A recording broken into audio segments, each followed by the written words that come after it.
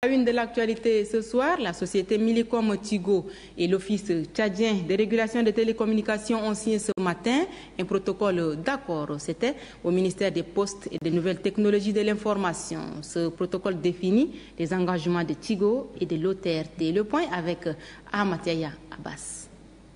La signature du protocole d'accord entre la société internationale Millicom Tigo et l'OTRT sous la supervision du ministre des Postes et de Nouvelles Technologies de l'Information entre en droite ligne de la politique du gouvernement en matière de télécommunications. Toutes les obligations légales et contractuelles de Tigo vis-à-vis de l'État tchadien sont définies dans ces protocoles d'accord.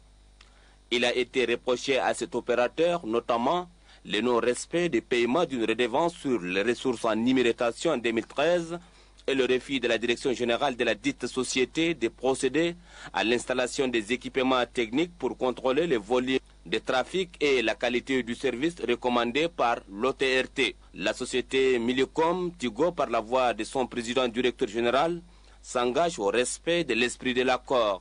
Le ministre des Postes et des Nouvelles Technologies de l'Information se réjouit de la signature de cet accord. Le président de la République, son Excellence Idriss Déby Itno et le gouvernement ont des ambitions considérables pour notre pays pour ce qui est du développement futur du secteur des télécommunications.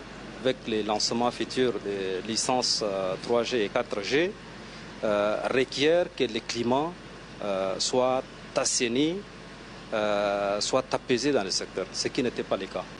Ce protocole d'accord permet déjà de résoudre une fois pour toutes tous les contentieux qui étaient en suspens. Grâce à la bonne volonté des deux parties, l'ensemble des litiges qui durent depuis des années ont été résolus. L'État tchadien entre dans ses droits. Millicom Tigo s'est engagé à verser près de 3 milliards de nos francs.